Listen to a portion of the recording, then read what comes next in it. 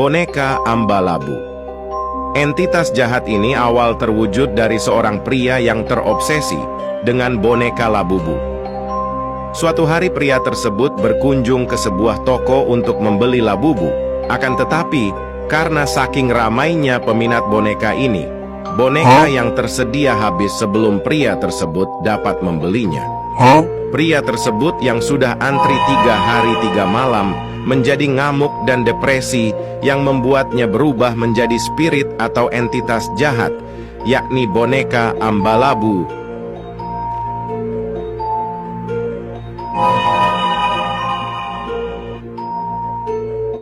Boneka Ambalabu. Boneka yang terwujud dari energi jahat manusia yang terobsesi dengan boneka Labubu ini mencari mangsanya tepat pada pukul jam 10 malam.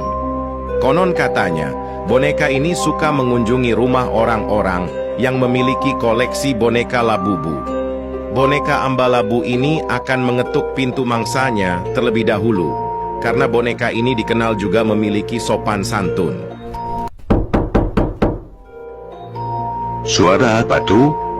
Dan jika Anda tidak membuka pintu untuknya, maka boneka Ambalabu ini akan mengamuk dan mulai mengedor-ngedor pintu dan memaksakan diri untuk masuk. Takutnya.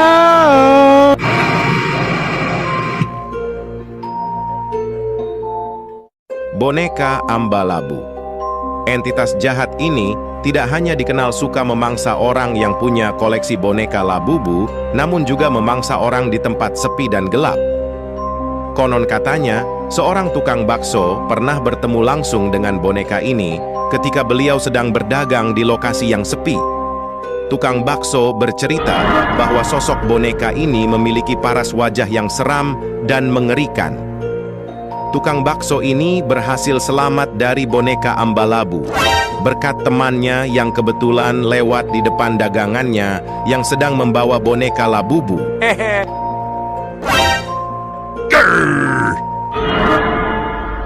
Oh no!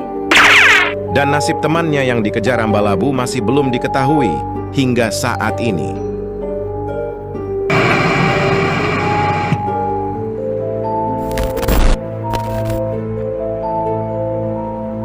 Boneka Ambalabu. Entitas jahat yang banyak meresahkan masyarakat akhir-akhir ini membuat para ilmuwan berpikir keras untuk mencari cara menanganinya. Salah satu ilmuwan terkenal yakni Profesor Rusdi mengungkapkan hasil penelitiannya terhadap boneka Ambalabu ini dalam sebuah video singkat sebelum beliau dinyatakan menghilang. Dijelaskan bahwa satu-satunya cara menyelamatkan diri ketika bertemu langsung dengan Ambalabu adalah tidak ada. Beliau menekankan tidak ada cara untuk mengcounter boneka Ambalabu. Satu-satunya hal yang dapat Anda lakukan hanyalah lari sekencang mungkin dan jangan pernah menoleh ke belakang. Hingga detik ini, belum ada ilmuwan yang dapat mengungkapkan misteri dari boneka Ambalabu ini.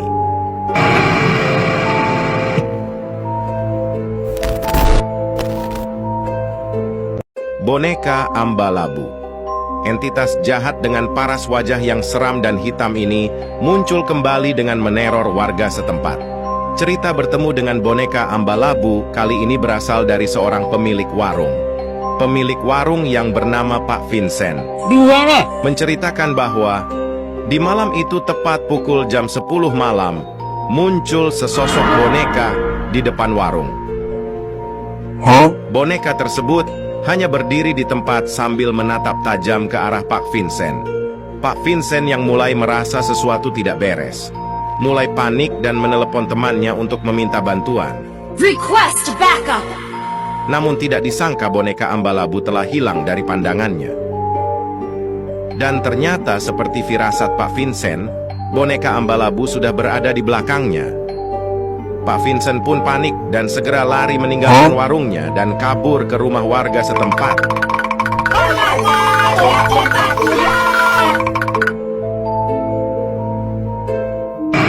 I always come back. Boneka Ambalabu. Spirit jahat yang telah banyak meneror warga membuat orang-orang menjadi takut untuk keluar malam. Misteri di balik boneka Ambalabu masih belum dapat dipecahkan oleh para ilmuwan hebat sekalipun. Namun muncul sebuah jurnal yang ditulis oleh sosok misterius yang menerangkan bahwa boneka Ambalabu memiliki 3 macam mode. Mode pertama adalah mode hijau. Tipe ini adalah tipe tenang dari boneka Ambalabu.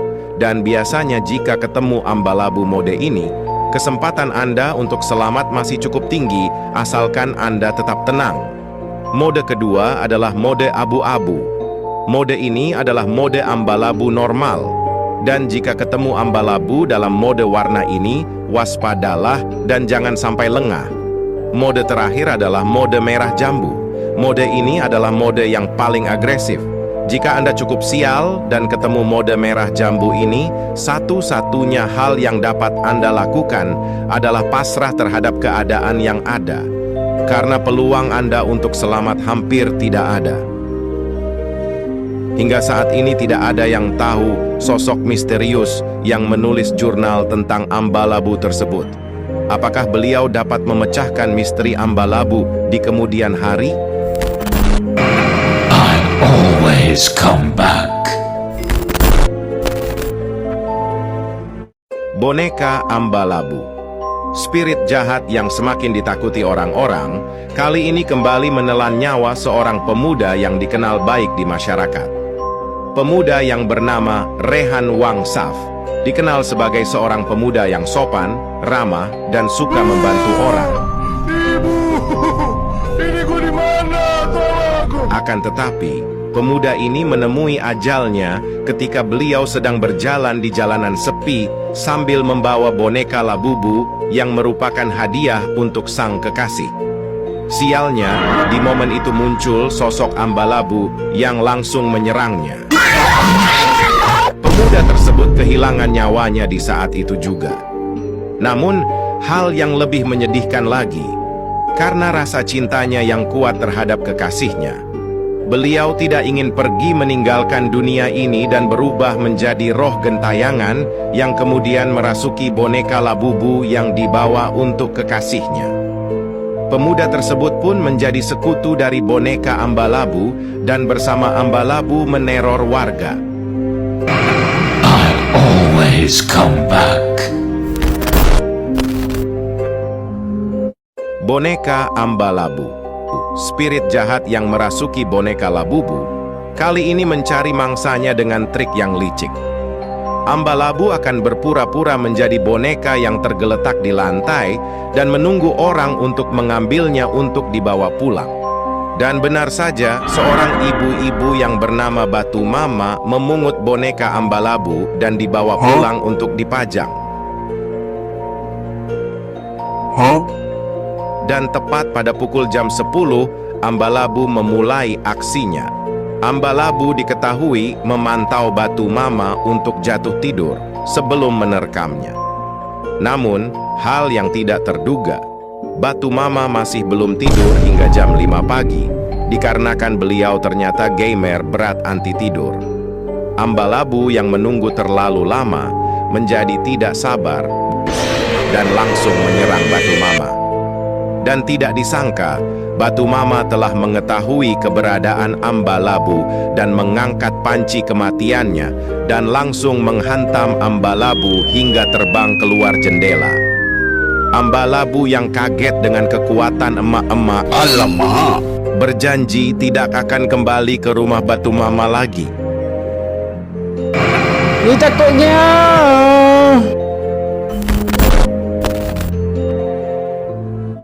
Boneka Ambalabu. Spirit jahat peneror warga kembali merenggut nyawa seorang pria gendut. Pria gendut yang bernama Bung Nisan merupakan seorang bos mafia jahat yang terkenal keji dan berdarah dingin. Suatu hari sang mafia sedang mengunjungi daerah terpencil yang bernama Ngawicil bersama 2 anak buahnya untuk menangkap klien yang menghutang uangnya. Daerah terpencil yang sepi dan gelap adalah tempat yang rawan muncul Ambalabu. Dan hokinya, sang mafia bertemu dengan boneka Ambalabu. Musuh terlihat! Sang mafia yang sudah mendengar rumor teror Ambalabu berniat untuk menangkap Ambalabu dan dijadikan senjata. Namun siapa sangka, kedua anak buahnya sudah tumbang di tangan Wangsa Labu. Gendong aku, please!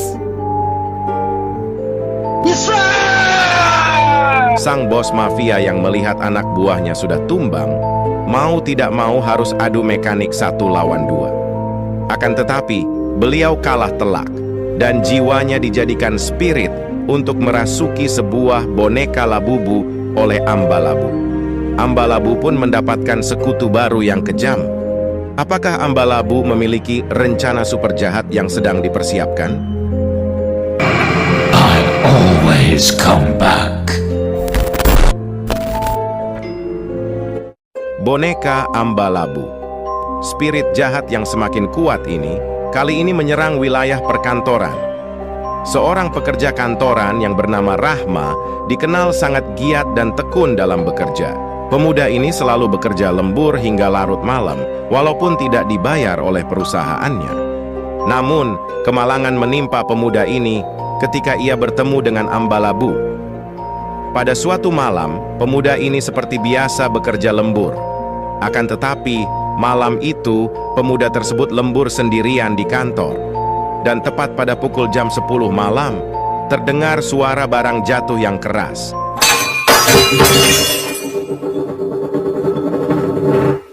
Pemuda yang mendengar suara tersebut pun sontak kaget, dikarenakan beliau sedang sendirian di kantor.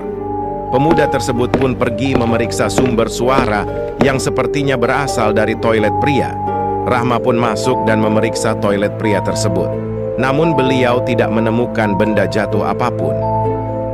Dan di saat itu juga muncul sosok boneka Ambalabu dari belakang pemuda tersebut. Pemuda tersebut pun tewas di tempat dan tidak hanya itu, jiwanya pun dimanipulasi menjadi spirit jahat oleh Ambalabu untuk dimasukkan ke boneka Labubu. I always come back.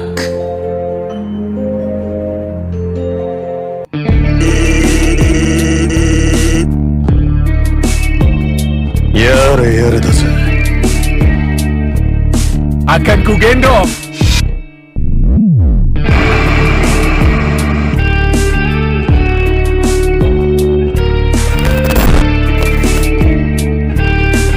Boneka Ambalabu. Entitas jahat yang membuat warga ketakutan ini datang meneror salah satu restoran favorit warga, yakni restoran Freddy. Pada suatu malam, seorang satpam restoran Freddy, yakni pekerja handal, melaksanakan pekerjaan rutinnya seperti biasa. Beliau mengecek CCTV dan memastikan animatronik restoran tetap berada di posisinya. Namun hal yang tidak terduga, pada malam itu semua animatronik di restoran Freddy menghilang. Pekerja handal pun kaget dan segera mengecek semua kamera CCTV.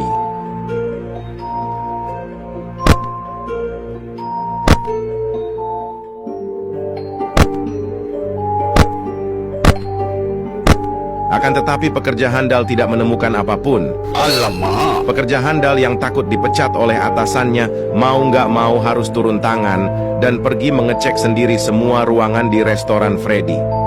Namun beliau tidak tahu kalau Ambalabu beserta kawannya sudah bersiap untuk menangkapnya. Dan benar saja, pekerja handal diserang habis-habisan oleh Ambalabu dan kawan-kawannya hingga tewas. Untung saja, di saat itu pekerja handal membawa totem kesayangannya. Beliau pun berhasil hidup kembali dan kabur terbirit-birit sebelum Ambalabu berhasil menjadikannya spirit jahat untuk dimasukkan ke boneka Labubu.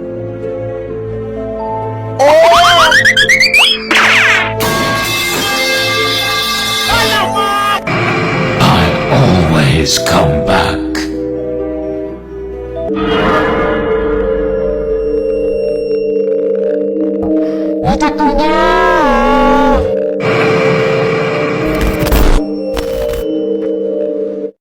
Boneka Ambalabu. Entitas jahat yang semakin seram dan kuat ini membuat warga hanya bisa pasrah dan menerima nasib akan teror Ambalabu dalam kehidupan mereka.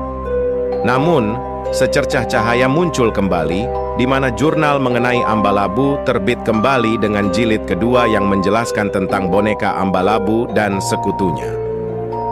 Jurnal yang ditulis oleh sosok misterius ini memberi penjelasan mengenai masing-masing sekutu Ambalabu. Yang pertama Wangsa Labu, sekutu paling pertama yang menjadi sahabat baik Ambalabu ini, merupakan tipe entitas yang santai. Wangsa Labu selalu tersenyum ketika bertemu dengan mangsanya. Namun, di balik senyumnya yang manis, Wangsa Labu dikenal sangat kejam dalam meneror mangsanya, terutama dengan kapak ikoniknya.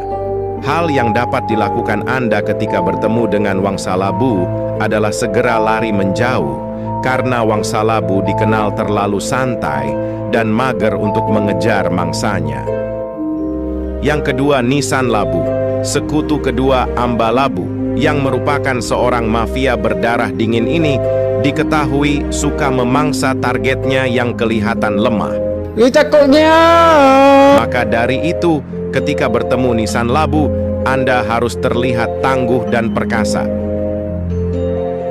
Wow! Alamak! Yang ketiga, Rahma Labu. Tidak banyak informasi yang bisa didapatkan dari entitas baru ini. Namun, hal yang bisa dipastikan adalah Rahma Labu sama berbahaya dengan boneka-boneka lainnya. Dan yang terakhir, yakni boneka Ambalabu sendiri. Tidak ada informasi terbaru yang bisa didapatkan, namun kita sudah mendapatkan 2 orang yang berhasil selamat dari Ambalabu, yakni pekerja handal dan Batu Mama. Fascinating. What they have